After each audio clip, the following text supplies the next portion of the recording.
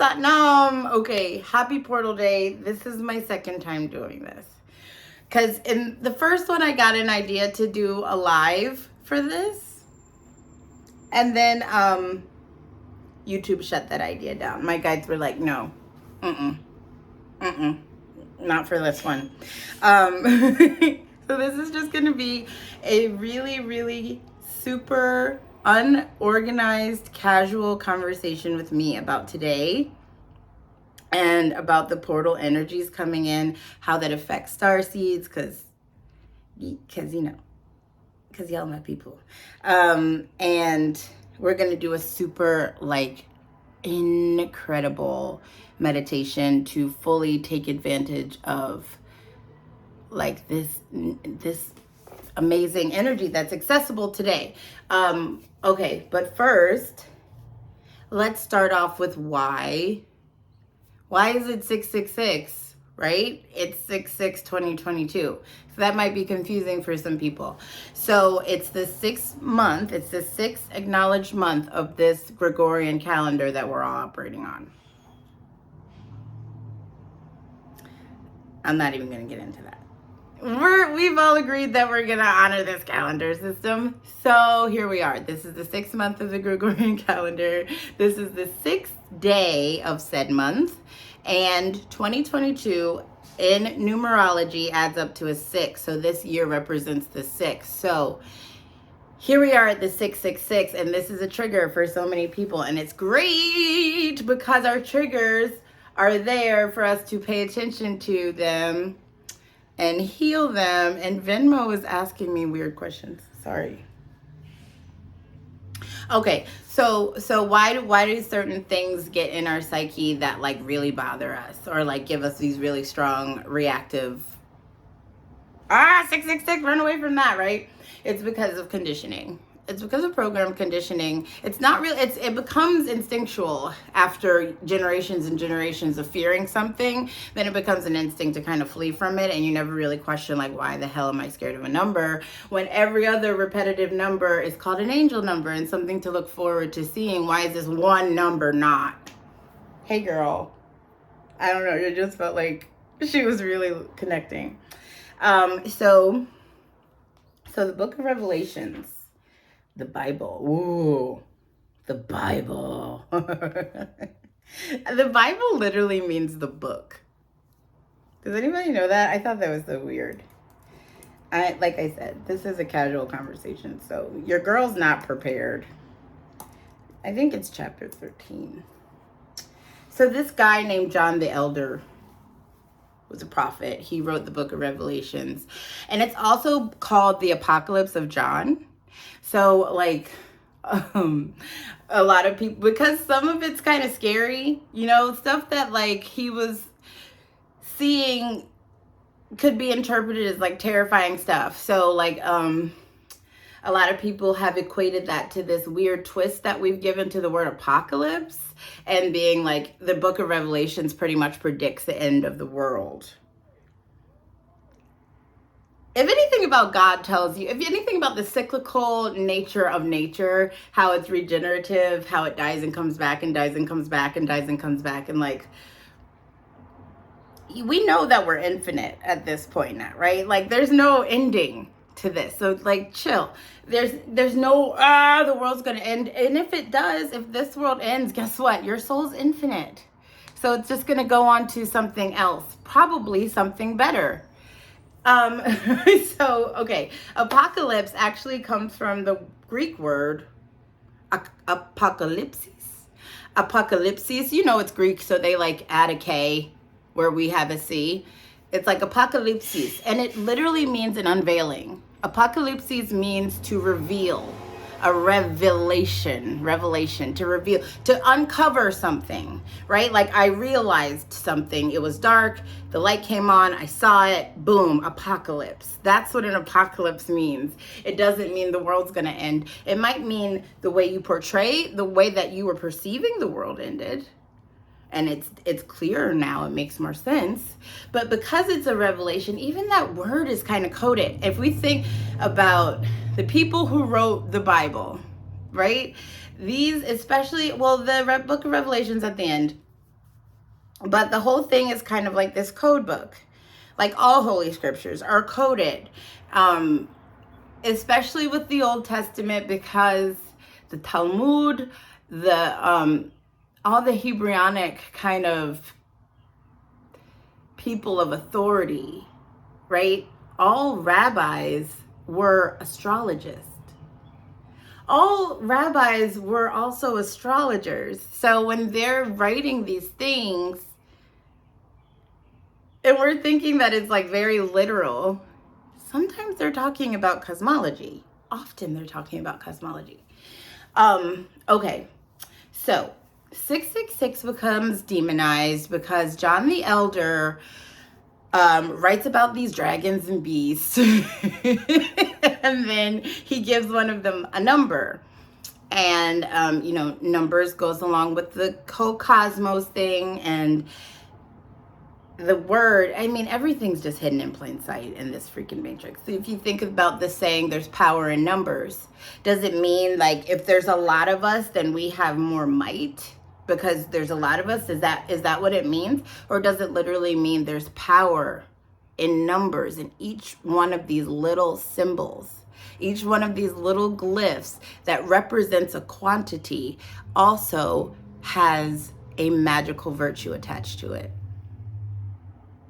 There's power in numbers. Numbers, this is a numerical matrix. This quantum fractal holographic universe, I think people call it, it's a numerical system. So when you understand numbers and you understand what their vibration means, especially to you, then you start to, kind of get what's going on here, where you might have been bumping around in the dark before.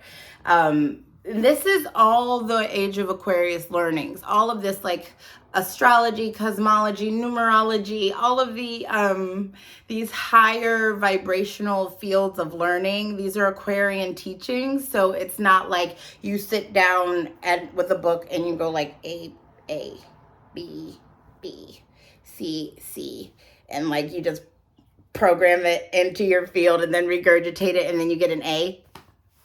It's just not going to work like that.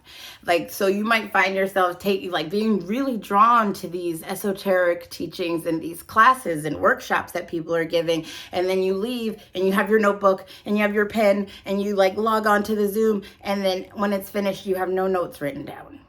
And you're like, well, what the hell just happened? Right? I don't think that was such a waste of time. I didn't learn anything, but you actually did.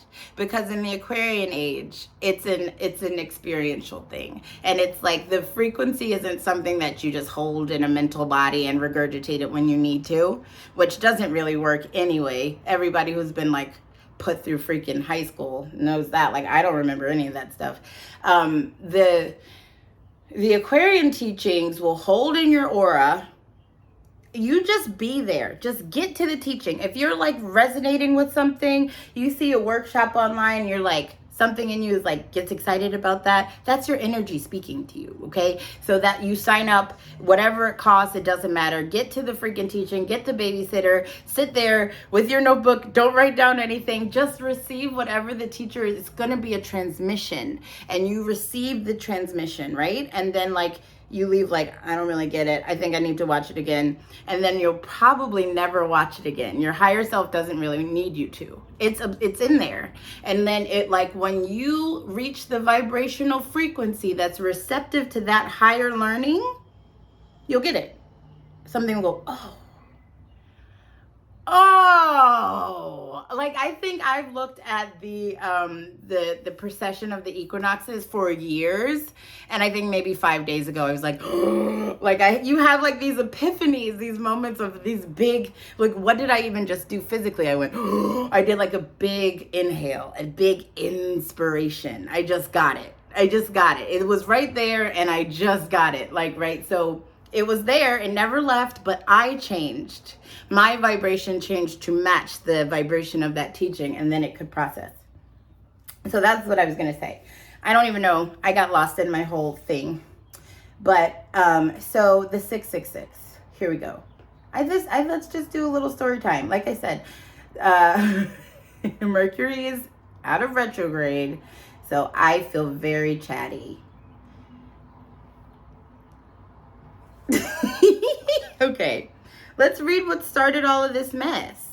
And as I read it, I'm going to go to chapter 14 too, but let's start where the problem started. The beast out of the sea is literally what it's called. So the dragon stood on the shore of the sea, and I saw the beast coming out of the sea. This is John talking. So the dragon standing on the shore, and he sees a beast coming out of the sea. It had 10 horns and 7 heads, with 10 crowns on its horns, and on each head a blasphemous name. The beast I saw resembled a leopard, but it had feet like those of a bear and a mouth like that of a lion. The dragon gave the beast his power and his throne and great authority. One of the heads of the beast seemed to have had a fatal wound, but the fatal wound had been healed. There's somebody outside. The whole world was filled with wonder and followed the beast. People worshiped the dragon because he had given authority to the beast. And they also worshiped the beast and asked, who is like the beast? Who can wage war against it? I can't nobody fuck with the beast. The beast was given a mouth to utter proud words and blasphemies and to exercise its authority for 42 months. Let's remember these numbers. It was given a mouth to utter proud words and blasphemies and to exercise its authority for 42 months. It opened its mouth to blaspheme God and to slander his name and his dwelling place and those who live in heaven. It was given a power to wage war against God's holy people and to conquer them. And it was given authority over every tribe, people, language, and nation. All inhabitants of the earth will worship the beast, all whose name have not been written in the Lamb's book of life, the Lamb who was slain from the creation of the world. Whoever has ears, let them hear. If anyone is to go into captivity they will go. This is that tit for tat thing. If anyone is to be killed with the sword they will be killed. I think this is said a little bit wrong. It's pretty much saying if you kill somebody with the sword, you'll die by the sword. Like, you kill somebody with the sword, a sword's gonna kill you. Karma, right? Cyclical energies. So it calls for patient endurance and faithfulness on the part of God's people. And then the next part is called the beast out of the earth. So this is all what this prophet is seeing. And he's just writing down what this vision that he's been given. Then I saw a second beast coming out of the earth. It had 2 horns like a lamb, but it spoke like a dragon. It exercised all of the authority of the first beast on its behalf, and it made the earth and its inhabitants worship the first beast, whose fatal wound had been healed. And it performed great signs, even causing fire to come down from heaven to the earth in full view of the people. I know some of you are going to get this. I know some of you are like, oh, come on. Because of the signs it was given, power to perform on behalf of the first beast. This is the second one. It's given, it's just kind of like bigging up the first one, right? The one that came before it. It ordered them to set up an image in honor of the beast who was wounded by the sword and yet lived. That first one that, like, its head was bleeding, but it looked like it would heal. The second beast was given power to give breath to the image of the first beast so that the image could speak and cause all who refused to worship the image to be killed. It also forced all people, great and small, rich and poor, free and slave, to receive a mark on their right hand or on their foreheads, so that they could not buy or sell unless they had the mark, which is the name of the beast or the number of its name. This calls for wisdom. Let the person who has insight calculate the number of the beast, for it is the number of a man. That number is 666. The original writing said 600 3 score and 6. And it was very definitive how it was separated. The number of man that they gave was 600, 6. And if you see, as things go along with time, we kind of smush our words. Our words get like smaller and smaller. Like in Shakespearean time, they're like, shall he taketh my blah, blah, blah. It's all like these very long sentences that we read now. We're like, what? Why didn't you just say, right? And now we don't even laugh. Now we say freaking LOL. Like we went from saying, speak not, fair lady, maketh my blah, blah, blah, blah, blah, all these like very long sentences to LOL. That's all I got. Right? So you like, as time goes by, we kind of compress and compress and compress, and we lose what the original teaching was, which was like, maybe it wasn't 666. Maybe it was 3 different numbers. Maybe it was 600, 6, which is what John the Elder wrote. A score in that time when he was living, a score means 20. So 60 means 60. So he said 660 and 6. Am I getting this right, guys? I'm just checking. So that was the number of the beast. 660 and 6. What I keep getting from that wound that healed, that beast had that wound and then he lived. I keep getting Chiron, right? Right? Like when Chiron was going through the wound, I am the epitome of Chiron. I am the epitome of the wounded healer. You went through some shit to figure out how to heal other people who are going through the same thing. But if you met me while I was going through the wound, you wouldn't want anything to do with me, right? Then I would be a beast. I would have been that like terrible, I'm just shouting blasphemy, I'm very prideful, I'm kind of terrifying beast, right? But then okay. So I'm listening. I'm getting a lot of guidance to not just say, this is this, because these kind of things were coded for a reason, because it's for your consciousness to unlock on its own. It's really for you to think about. Because that process of thinking about it and moving it through your mental bodies and going, and seeing patterns here and there, that causes an evolution that doesn't happen when somebody just gives you an answer. So I'm not gonna say my opinion too much. But so let's keep reading the next chapter. Then I looked, and there before me was the Lamb, standing on Mount Zion. Okay, and then if you think about the top of the zodiac is what? What's the first house of the zodiac? Aries, the ram, the lamb, standing on top of Mount Zion. And with him, 144,000 who had his name and his father's name written on their foreheads. And I heard a sound from heaven like the roar of rushing waters and like a loud peal of thunder. The sound I heard was like that of harpists playing their harps.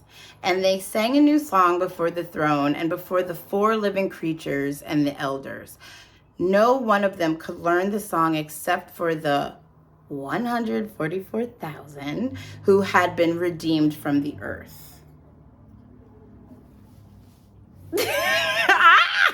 I love this stuff. Who had been redeemed from the earth? When you graduate from earth school, is anybody getting this? Okay.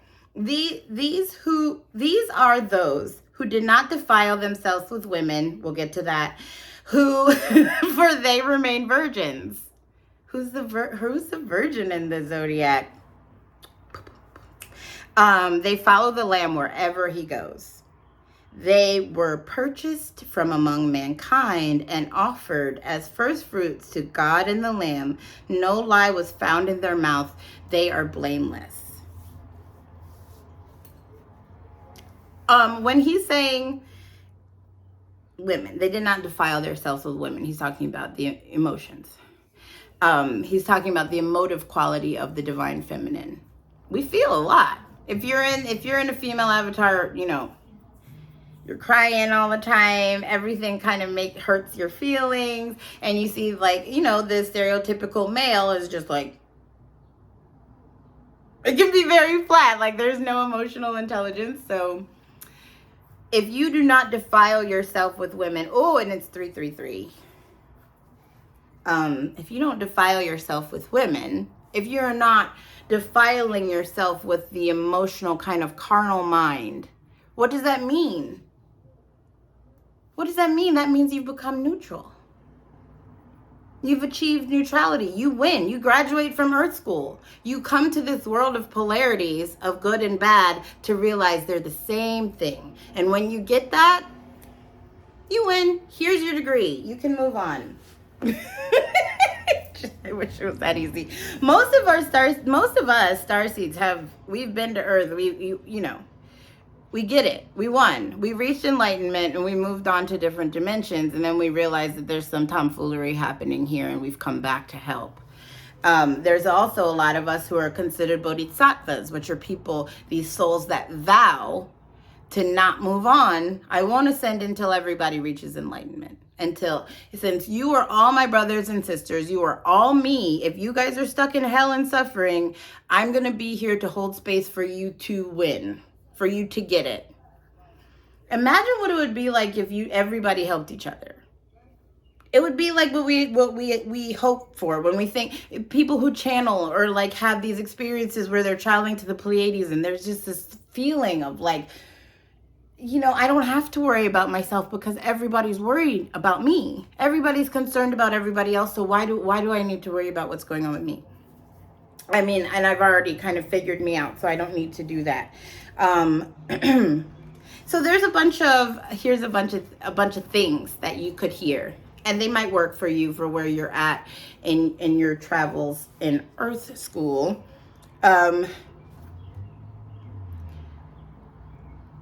Oh, the Roman Catholics. I just love them. I just do. I don't hate anything. And when you see above kind of the trickery, you're like, oh my God, that was very clever. That was very, very clever. But so they came in, I don't know exactly what year they came in with this, and said, oh, 666 adds up to the name of Emperor Nero, who at the time was like being an asshole to everybody. So he was the beast that John the Elder was talking about, but it was really bigger than that. It was much bigger than a specific situation. He was talking about cosmology, and then if you get to the point where you realize your cosmic body, this human avatar that we have, is a map of the galaxy. You have a planet on each finger. On each finger, your hand, this is the whole map of the galaxy. And it gets bigger, bigger, bigger, bigger, where you realize your whole body is kind of the wheel of the zodiac, right? And then you go into the nadis and the gunas. We'll talk about the gunas today. But it's like, this is how you can remote view. This is how you can astral project. This is how you can go around the whole earth without leaving your bed. Because it's all in you. It's all in you. Everything in a fractal holographic universe has the entire hologram in the littlest cell of the hologram. So you are stardust, right? You are frozen particles of light. And the light holds everything that makes everything. So everything is within you. And there's kind of these situations where like your solar plexus is your sun, and everything is kind of orbiting that, right? And I'm not going to nerd out too much about that, but so there are some theories that the 666 is the carbon-12 isotope. I mean, why not? This is the thing. Everything is everything. So like, sure, when you start talking about these higher frequency esoteric teachings, everything is everything. So there really is no wrong answer. Can we talk about what one specific prophet was probably talking about? Sure. But you'll find that everything is kind of within it. So is it the carbon-12 isotope, the most abundant material found in the human avatar besides oxygen? Sure. So like once somebody dies, and and their spirit, their subtle body and their soul leave this physical plane, and they leave their physical vehicle that they needed to interface with this particular dimension. What's left? Carbon. What makes up most matter? Carbon. And carbon has 6 protons, 6 electrons, and 6 neutrons. So could that be the 666? Could that be the number of man? That could be it. It could be. It's the most crucial isotope needed to create living matter on Earth in in an oxygen-rich environment. Carbon kind of makes stuff, right? And the number 6 in numerology is security, is material, it's comfort. And what makes us comfortable? We're comfortable on Earth when we have stuff.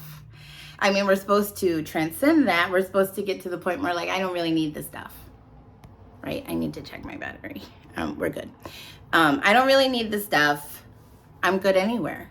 I can sit under a tree in the cold and I'll be fine. The same way I am when I'm sitting in a mansion with lamb chops and beautiful women, right? Because I found the happiness here. So wherever my soul is, I'm happy. It doesn't matter about the outer world. Be in this world but not of this world. Like, enjoy it. That doesn't mean don't enjoy it. I think a lot of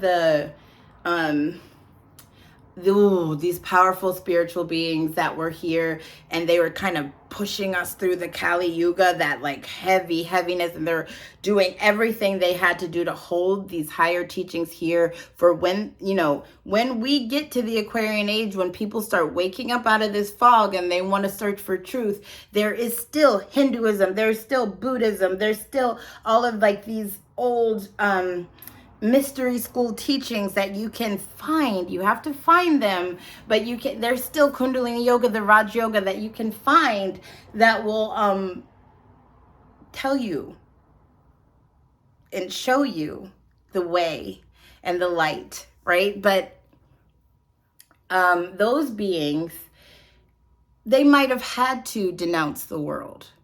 They might have had to, I'm gonna go sit in a cave and starve and chant, right? To have the grit that they needed to get through that time. We have exited the age of Pisces. Thank Goddess. We are in the age of Aquarius. So you don't really need to be such a denunciate. I denounce the outward world. I'm just, this isn't here. There's only God. There's only God. There's only God. Right now, I can be a spiritual being. I know that I'm spirit having a fleshly existence, and I can still enjoy this material world, but I don't need any of it. I'm here, so I'm going to have fun. I'm going to go to the beach. I'm going to eat the lamb chops. I'm going to ride on the yachts. I'm going to become a billionaire and spend all my money. But do I need any of that? None of it. No.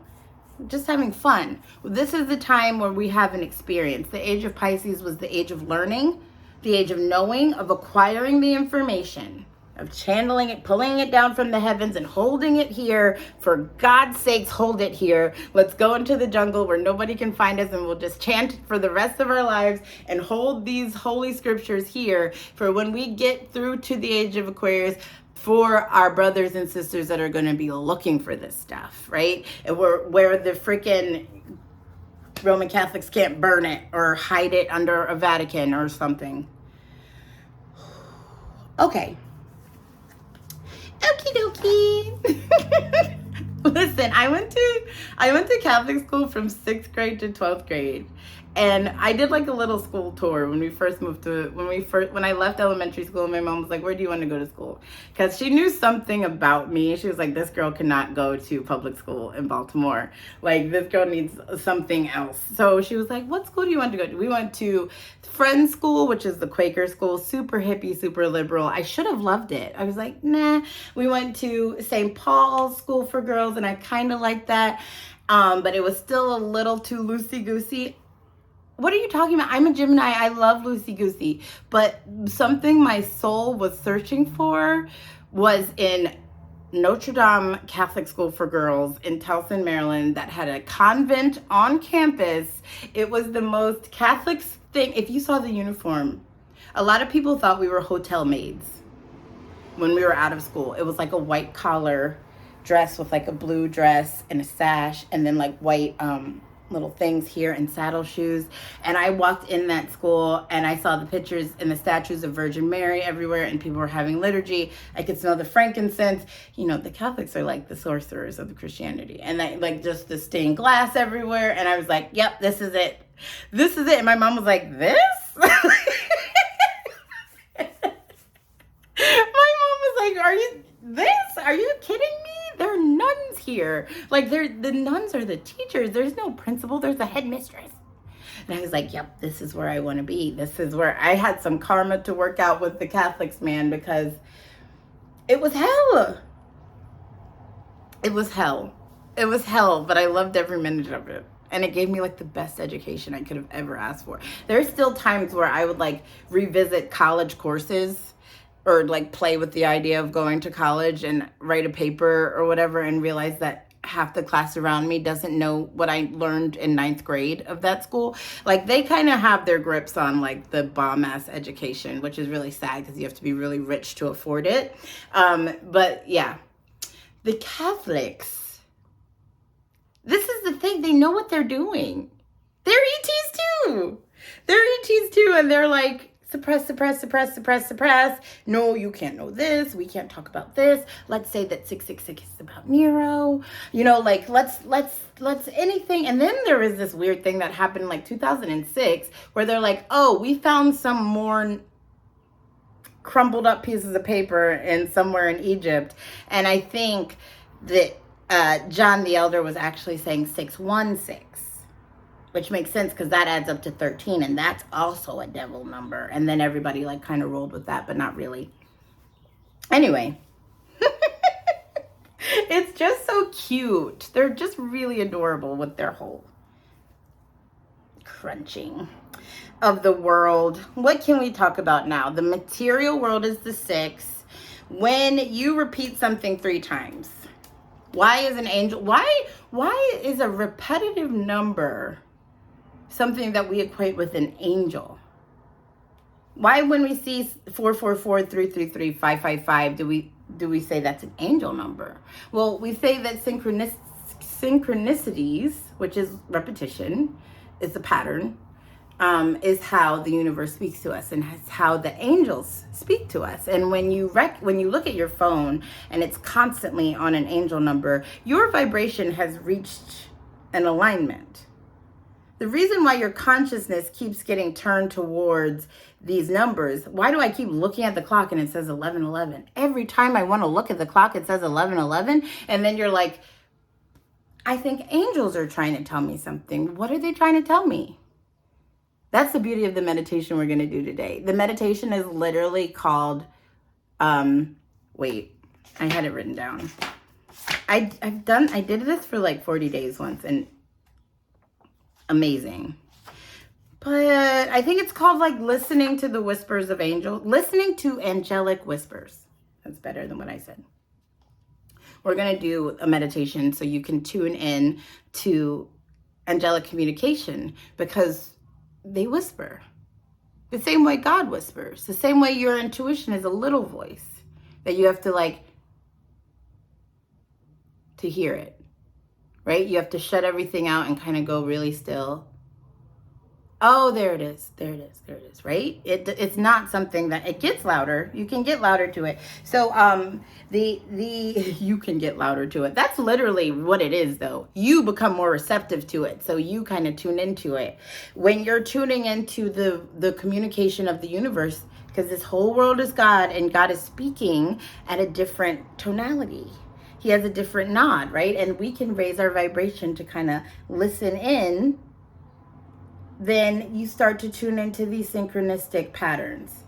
And if you know about time, it's not just a marking, it's not just a measurement of when you have to be somewhere or when you have to wake up.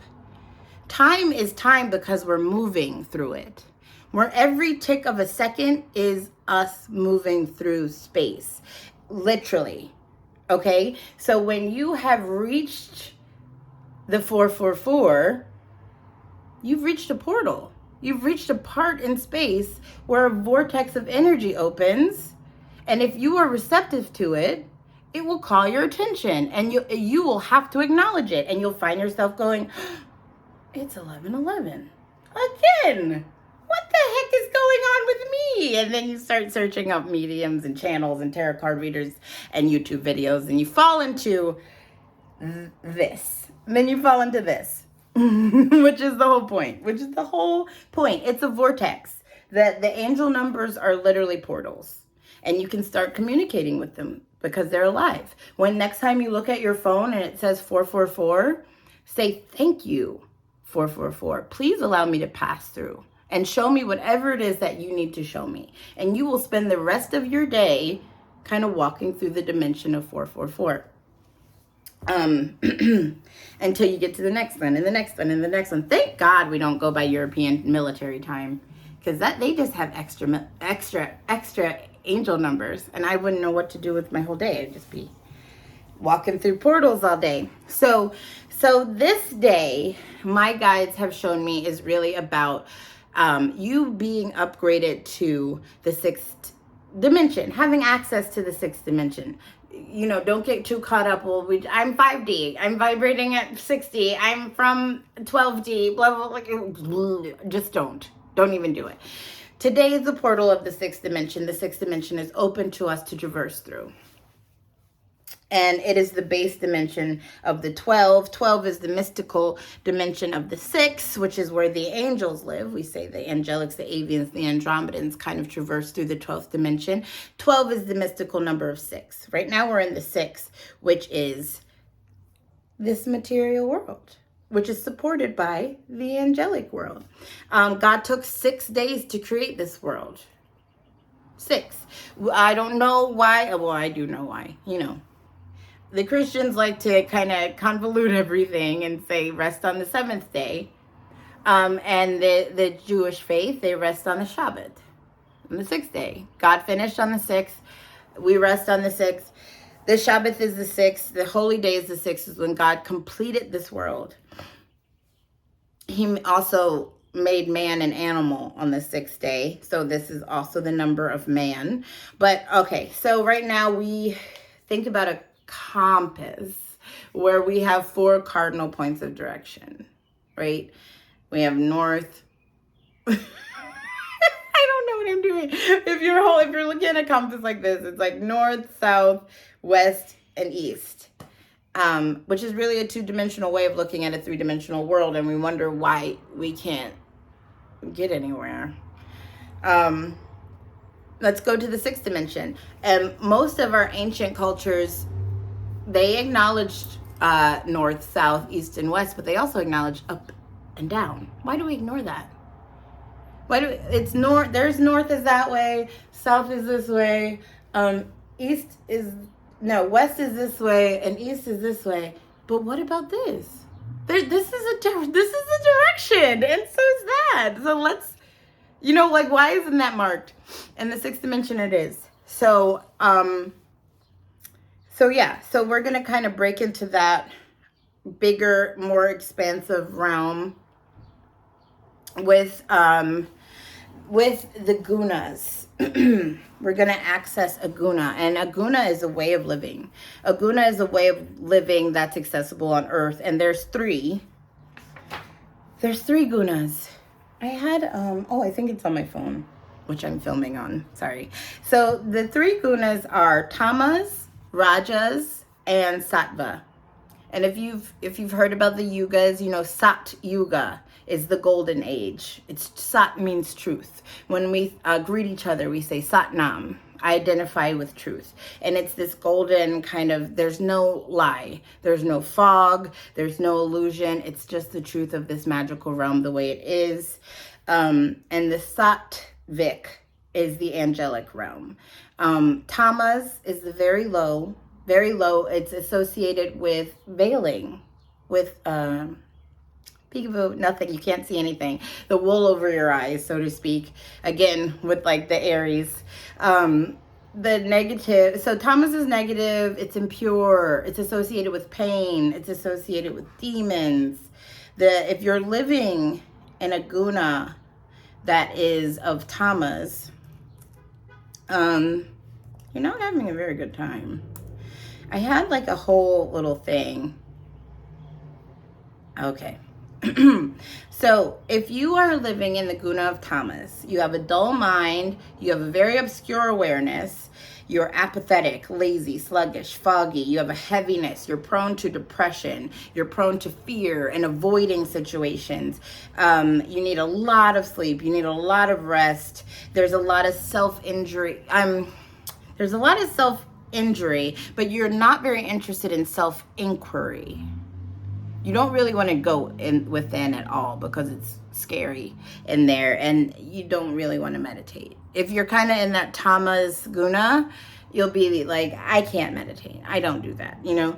The rajas, so the tamas is very animal. I think Yogi Bhajan explained it as tamas is beast, the rajas is human, and sattvic is angelic. So you can be like animal, human, or angel. You know, this is the three options. The rajas is human. So if you are in the rajas guna, you have a very energetic mind. You might be very, very, very, what's the word? I want stuff. What's the word? It starts with an I. I can't think. Well, it distorts your awareness. There's a lot of projecting power. You're very busy, you're very passionate, you're very aggressive. You can get frustrated easily, you can get excited easily, you're very prone to anxiety. You have a lot of desire and a lot of anxiety about getting your desires. And it allows for motivation, like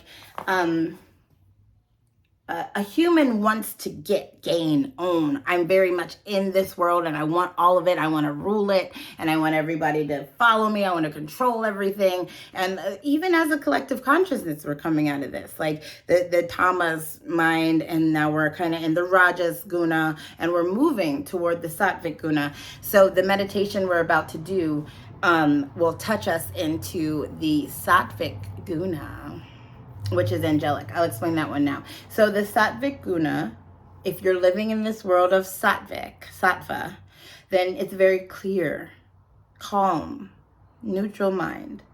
It reveals awareness. It has just a revealing power of everything, where a lot of starseeds now are starting to look through their eyes and they're saying, the world looks different. Did the world change or did your eyes change? Okay, it's the sattva is very easygoing, very balanced, very peaceful, very harmonious, very contented. I'm very fulfilled. I don't really need anything. I don't need to go out and conquer and gain, right? There's a truth and there's just a grounded beingness when you reach that angelic guna. It allows for a lot of discernment, that revealing. I see truth. I see who's lying, I see who's not, and I don't really care. I don't really judge any of you guys. I love you all. You know, you're all doing your own thing. So it also facilitates self-inquiry and meditation. So the meditation we're going to do today,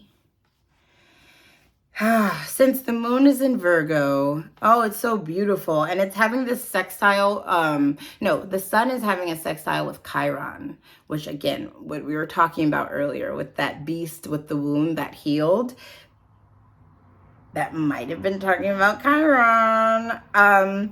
It's the sun sextile with Chiron is putting a spotlight on your wound. And the beauty of Yogi Bhajan was he could project through his weaknesses. That's what he said was the only difference between us and him, was that where we collapse around our weaknesses, where there's a weakness happening in our body and we just like, I can't do that. He can project his soul power through that crack, right? That crack in him, he can kind of like, I can get to you right through there, which is total jujitsu. You know, it's like you think that I'm falling down, but I'm really like, I don't know, it's very confusing for me. But so Chiron is sextiling with the sun. So the wounded healer becomes the wound healer. I am no longer wounded, now I'm healing your wounds. He's also, Chiron is the gatekeeper to higher dimensions.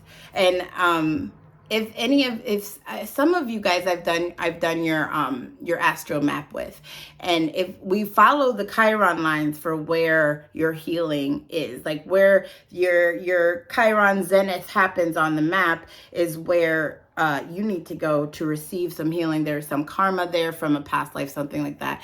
And if you ever just want to delve more into that, just let me know. But that's not what we're talking about today. The Chiron is the opener, is kind of this gatekeeper to higher dimensions through the pain. Pain is the gate, right? Hold the position. That's the thing with yoga. Like, can I do the position? Can I hold stretch pose for 30 seconds? Sure. But can I hold it for 7.5 minutes while doing breath of fire? That hurts. That I'm going to run away from. That I'm going to flee from, right? But if you can hold the position, then you can break through, and then you've entered a different realm. Then you're living in a different realm. Then your whole life looks different, right? Through these meditative practices. When you hold in the pain and you realize that it's not pain, right? It's almost the same thing as pleasure, just as a different polarity. I don't know. I like this kind of stuff. I like these kind of days. It just opens up so much, and it like allows, this is a numerical matrix. It's on a grid of latitude and longitude. And when a portal opens and this energy comes through, we got to take advantage of it. We got to do some sort of practice to take advantage of this, right? We can't just let these things go. I mean, you can let them pass and you'll feel nice during that day, or you can do a specific meditation to like get somewhere you've been trying to get. And if you've been trying to get out of the tamas guna, of this very negative mind that's just, I can't stop thinking about my pain, I can't stop thinking about what somebody did to me, I'm like, there's demons all around me, I'm scared, I'm fearful, I feel very impure inside, and you want to just kind of traverse through to the positive of the sattva guna, then we can use today to do it. The 666 day. This beautiful 6, and it's mystical 12. And if you add the 666 up, you get the 18 that goes to the 9. And if you add the 144 up, you get the 9. It's all the same thing. It's just a different aspect of it, where the 666 is the beast and the 144 is the angel. Right? The 666 is the tamas, and the 144 is the sattva. So let's do it. So let's listen to the whispers of angels today, and see what they have to say to us. Because after you do this meditation,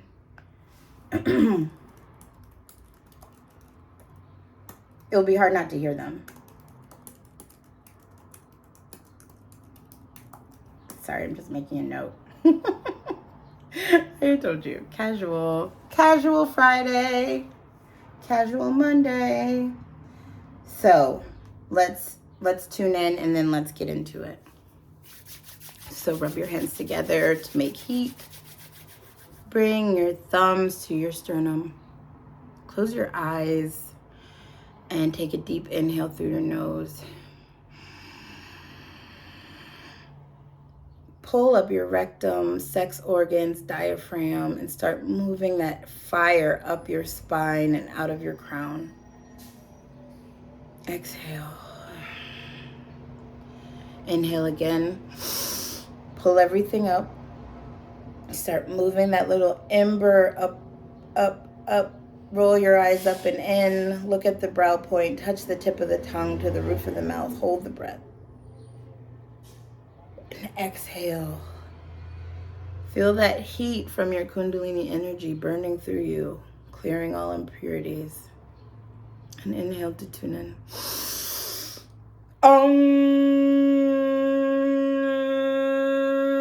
Namo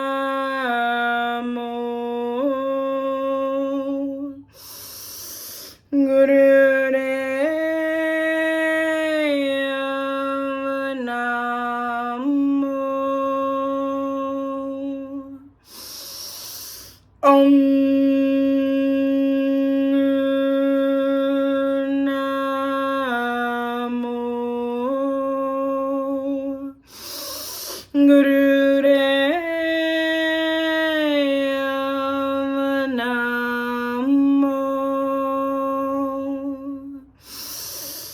Om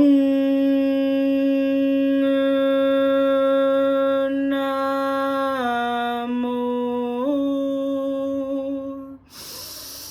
Gurudeva Namo. Inhale. Hold the breath. Envision yourself in the Grand Gallery, seated between 4 white pillars of radiant white light. Exhale and hold the vision. Hold yourself in this space while we chant the protection mantra. Anguraname, Jukat Kuraname, Sat Kuraname, Sri Gurudeva Vehiname. Anguraname, Jukat Kuraname, Sat Kuraname, Sri Gurudeva Vehiname. Anguraname, Jukat Kuraname, Sat Kuraname, Sri Gurudeva Vehiname. Inhale. Press the palms together, squeeze the body. Squeeze out all disease, sickness, illness, low frequencies, low entities, dense energies. Exhale. And relax. Relax your hands down. All right. It's 4:04. I love this. Let's get it, angels. Let's go. I'm trying. So you're going to just sit comfortably. You have to whistle. If you can't whistle, just fake it. You have to whistle for this. So sit down comfortably and calmly with a straight spine. You're going to cross your arms in front of your chest and hold your shoulders with your hands. Make sure your shoulders are rolled back and relaxed, and whatever is comfortable. If it's right over left or if it's left over right, whatever is comfortable. I think for me it's left under the right is comfortable. And make sure the hands are touching each shoulder. If you've ever traveled to celestial realms, if you've ever worked with angels, you know that they restore their energy by wrapping their wings around them. And the seraphim, one of the highest form, well, not according to some people. I think according to Jewish religion, they're like the 5th highest in the hierarchy of angels, but they're one of the highest. The seraphim, the realm of the seraphim is open in the 6th dimension. They have 6 wings. So we're going to try to communicate with them. Okay, so you're going to have your arms crossed like an angel, wrapping its wings around it. Eyes are closed. And we're going to listen to the mantra Ardaspahi. And whenever you hear the chanting, you just whistle along with it. And it doesn't have to be perfect. This is the thing. To listen to the whispers of angels, you have to be listening. So this is going to activate a little bit of clairaudience. It's going to activate your inner ear chakra. You're listening for the mantra and you're listening for the tune. And then we're activating the vagus nerve with the whistling. If you're whistling, you're not fearful. So we're going to whistle along. The song that our guides have given us to use has the mantra kind of sporadically placed, and I wondered why they picked this one, but it's really for this practice. It's kind of just sporadically placed throughout the meditation. So while you're going into these realms, you're listening. These inner chakras are going to be big and spinning and listening for when that mantra comes on again. And when it does, you're tuned into it and you're just going to whistle along with the tune. Okay, and we're going to be here for about 15 minutes. All right, so just cross your arms and get comfy. Close your eyes. We're going to go to the realms of our angels.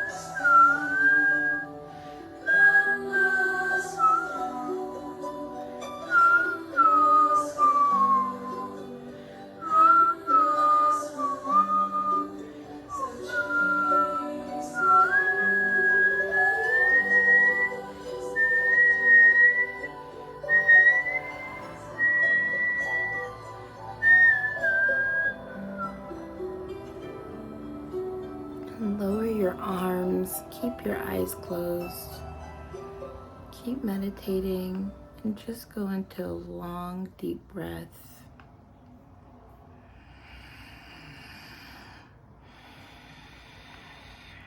Very long, conscious inhales and exhales throughout the nose. Hold the meditation.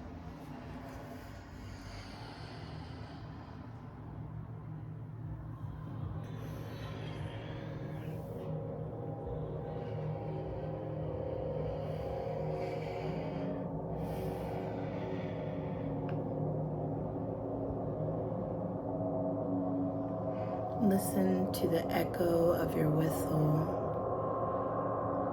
Clearly hear the sound you created.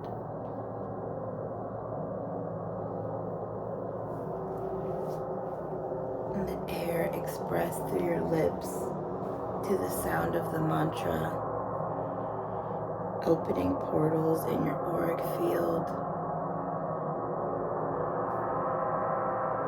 allowing the sattvic aspect of your mind to activate, to hear and to listen interdimensionally, interdimensionally, outer dimensionally.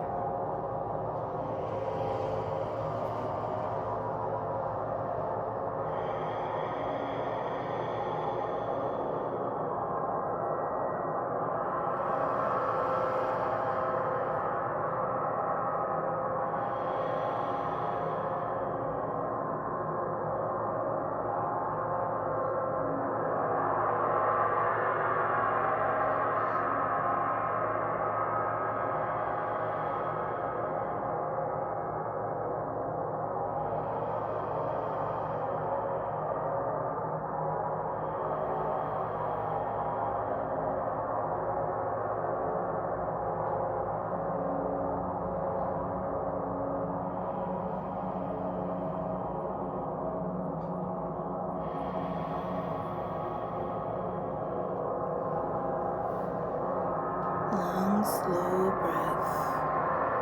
Listen to your whistle. Listen to the echoes that hold in the field. And begin to hear your angels all around you. Hear them whispering. And let it get louder.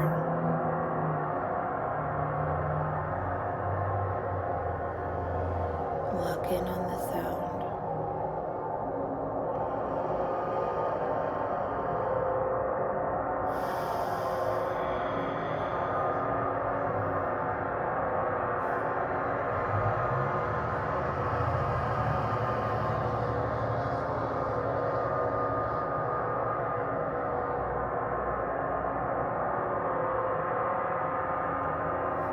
Search through the ether for the sound of your whistle. Actively hear yourself whistling. It is still held in the aura. This is activating your clairaudience.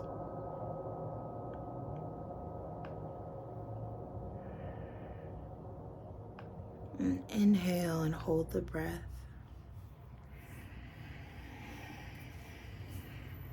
And exhale. And Sat Nam. I hope you have a beautiful portal day. Enjoy it.